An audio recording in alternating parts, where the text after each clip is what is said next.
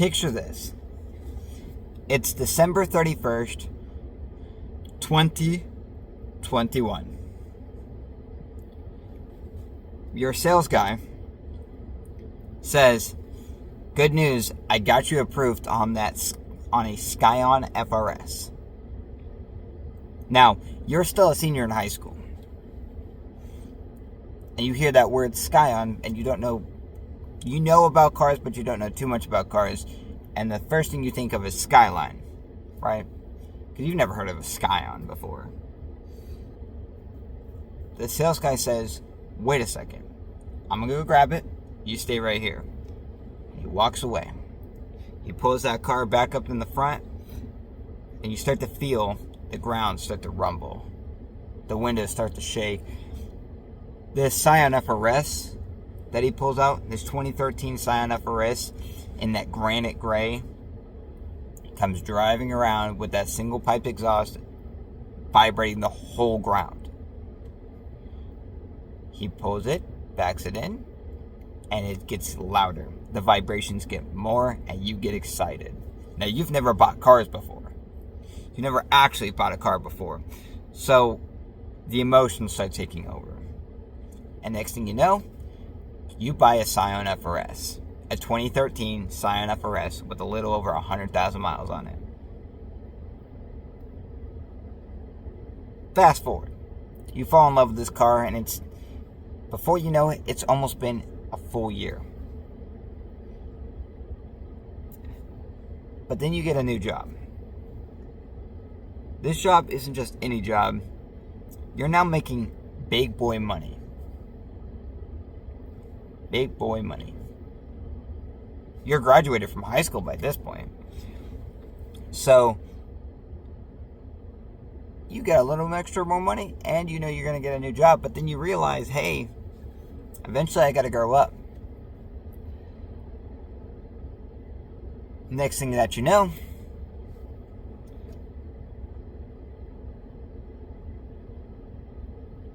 that winters are coming. You live in the Midwest, and no, we don't always get like crazy winters, but it's still a possibility. This new job, you got to be able to get there. So you trade this Scion FRS in for a 2014 Jeep Wrangler. Just for that winter to come up and not lay an inch of snow. Every snow that we got, just enough to cover the ground and make it white. Not enough to make it slippery. Not enough to need four-wheel drive. And by the next thing you know, March has arrived, and the snow still doesn't exist. From that point on, the next few years, you start to make bad choice after bad choice after bad choice. Now, mind you, before you start making these bad choices, you actually called the dealership you traded your car in, because you know you watched it all winter be at that dealership for significantly less money than what you bought it for.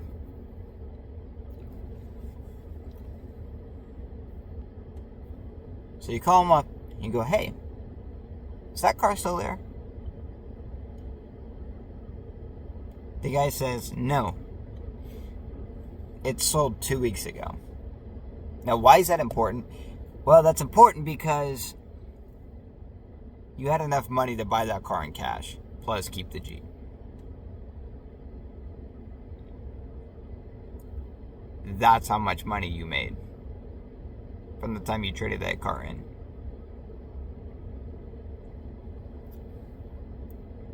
Now you're disappointed, and you start making these bad choices after bad choices. Fast forward, it's been 4 years. And you say, it's time. You got a good paying job. You say, it's finally time for me to buy my car.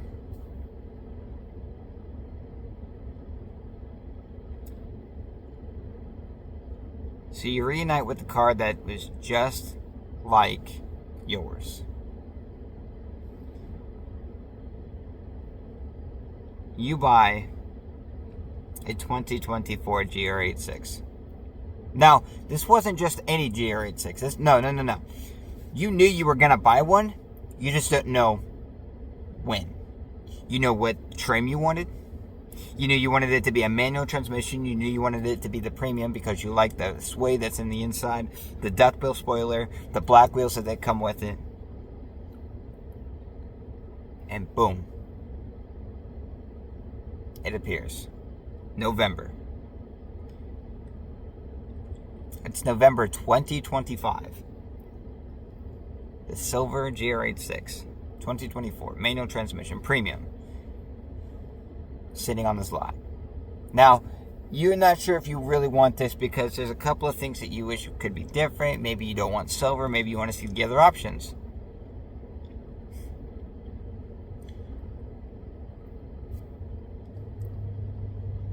Next thing that you know, you find yourself after work going to look at it. I mean, you work overnight, so by the time you show up to the dealership, you can look at the car without being bothered. And then you find yourself looking at it again. And you find yourself looking at it again. And you see the price constantly dropping over time. Finally, you take that step and you go to test drive the car. Boom. You drive it. And it feels like you're just right back at home. You sit inside, you see the updated interior, you drive it, it drives better, it's faster, and overall, it's more than what you anticipated it to be. But since then, you've bought a lot of cars, you know how the car buying process works. You even have worked in the car industry by this point. And you go, now what if I bought this car? This is no longer, well, what are my options? No, this is what if you bought this car. And next thing you know, you see the price drop down to $26,000. Mind you, this car is a 2024 GR86 manual transmission premium. One owner, 21,000 miles on it. $26,000, cheapest in the nation.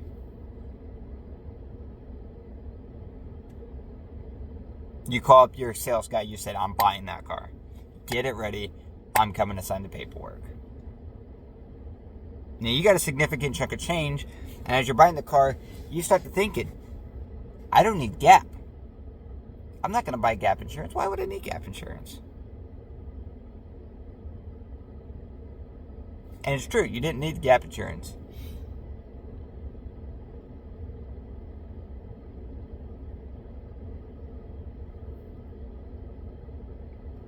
It's Sunday night. You're out for a leisurely cruise. You got your sister in the back seat, your buddy in the passenger seat. You're driving, not crazy. You're just out for a leisurely cruise. You already drove like a moron for the last 2 days. Now you're just winding down the weekend, getting ready to go to work.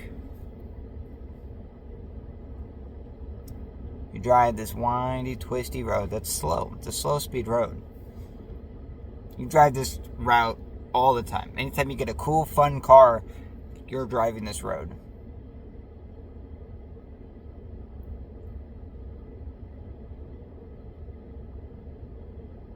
And 1 second later,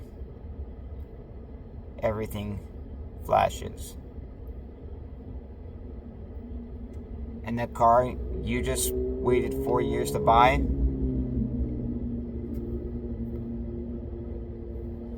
gone. Now let's get a deeper dive. Now I have filmed here before. I actually filmed this exact spot with this car. I come around this turn, and by about here I hit my brakes.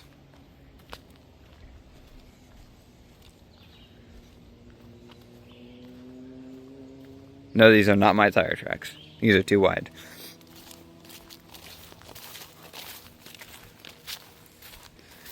You let go Now this is a sharp right turn. I'm not sure if you can tell how sharp this is, but this is a sharp right turn that goes uphill. And that's a pretty steep grade. It's about here when you lose traction. You start to slide way over here, and you start to panic because you weren't anticipating a slide at all. Again, you're doing, as of back there, you look down, you see 22 miles an hour. You come around that turn, that's when you lose control. You're just hitting the throttle to go uphill. You start to slide, and then you start to panic, and you actually hit the throttle at full throttle. You slide this corner, and you keep sliding all the way up here. You now have your wheel turned that way, but it's not enough.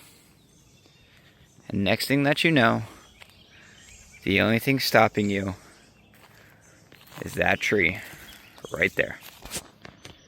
You can actually see those markings. They're from that accident. I'll post a picture. But you literally slide off the road here, and you slide all the way to a stop. Literally, you start right there. So you go from way down there, slide, and somehow end right here.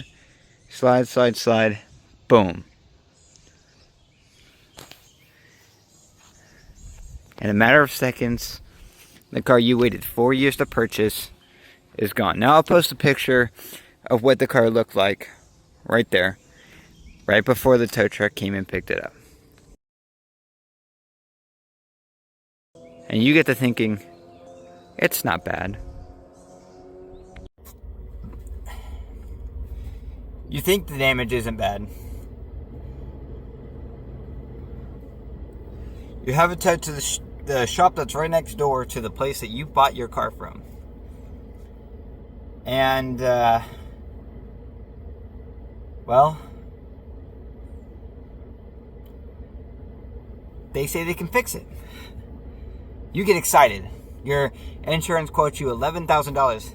You get to thinking, wow, $11,000 isn't that bad. Then you wake up one Thursday morning, to a text from your insurance, Geico. Complete your total loss. And the first thing you think is no.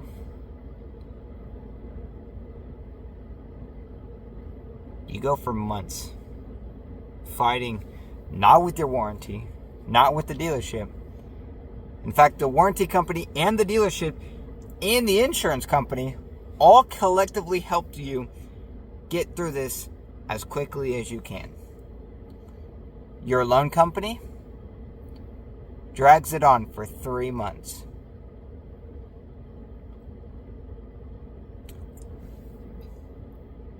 Since then, you know you need a vehicle, but you can't get a vehicle because you have a loan still out. No loan company will touch you because you still have that loan out. Yes, you have the total loss letter, but that loan is still open. It still shows a balance. Not a big one, but enough that'll get you questioning why it's still even open. Your insurance sends you more money than what the car's worth, because guess what? You didn't get gap insurance because you didn't need it. They valued your car at $27,000. The loan was $20,000.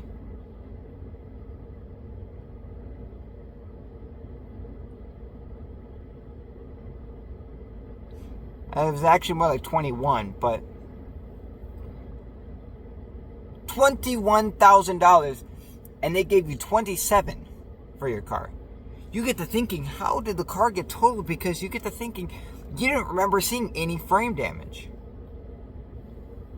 And the loan being still open, you go, I can't even buy a car that would replace it unless you go and buy a cheap car. insert the Audi TT. Now,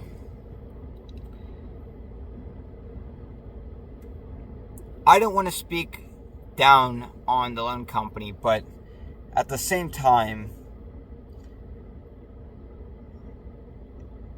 loan companies should not be taking advantage of you. The fact that it was my loan company that has kept this dragging for 3 long, treacherous months is what has caused me to be in where I'm at. That one day in February where my dreams were literally shattered. Because my dream garage is a GR86, a GR Supra, a V8 swapped Gladiator, and a C8 Corvette Z06. That's the 4 dream cars that I would want in my daily garage. That'd be the 4 cars I'd want in my garage. The one I had my hands on one. I enjoyed it. I loved that car. That was a car I was never going to sell. Since then, the cheapest in the nation that is anywhere close to what that car is, $33,000. There's actually one exact spec right where I live, 1 year newer, only one. They're asking $34,500 for it. I bought my car at 26, no accidents, one owner, 21,000 miles, for a 2024 GR86. There's a GR86, a silver, the exact same color I had, manual transmission, same trim, the premium trim. $34,000. I can't even get a loan because my old loan is still open. The insurance paid more than what the balance on the loan was, and magically they came out with $400, over $400 more. Mind you, the insurance company didn't just overshoot it by a little bit, they overshoot it by hundreds of dollars. They anticipated it. My insurance company paid them out more than what the car on the loan was. And magically, there's still a loan out today. Now, everything hasn't finalized, but I had to step in. I had to intervene after they told me they would take care of everything. I had to intervene. My dealership helped me out. They had everything ready to go to my insurance and the warranty company, because I bought an extended warranty to extend the already long elongated warranty, because I bought a certified pre-owned, which means that you get an elongated warranty anyway. I bought an elongated version of that warranty, and I haven't even seen the refund of that. I'm not going to send the loan company any money because they still have money they owe me. Why would I pay them when they need to pay me? Now, before anybody starts typing in the comments to go get a lawyer, they have my money. I literally confirmed it. They have quote unquote not received it yet. But at the same time, their balance hasn't changed. Which means they have received it. They know that they've received it. They've acknowledged that they received it. Now it's just waiting and waiting and waiting. And not to mention, it's only been 3 months that I've been waiting for this stuff to be finalized so I can actually replace my car with an exact replacement. And I'm not going to buy a car with a salvage title. Not unless it's my car back. Which,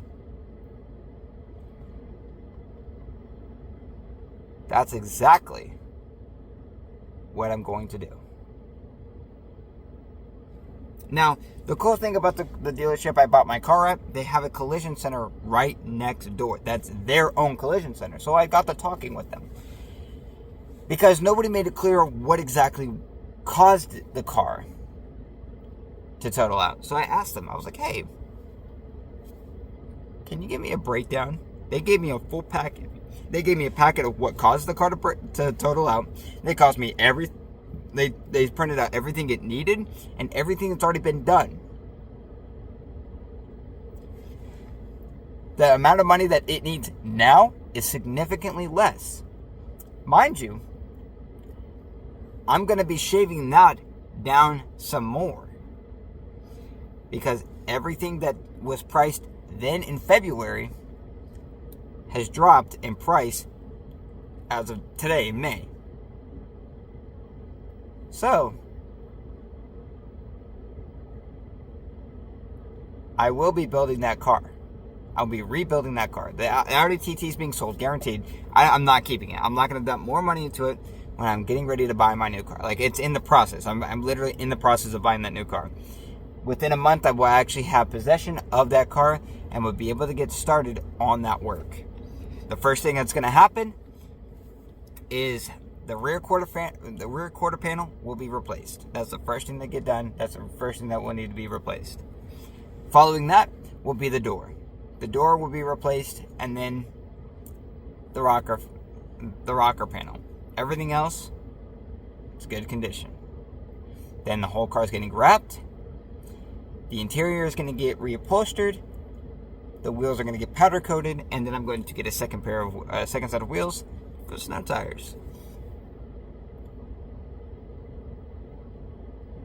I'll do a whole breakdown. There will be a whole thing. And, yeah. So stay tuned for that. Because that's what's to come. Thank you so much for watching. And I'll see you guys in the next one.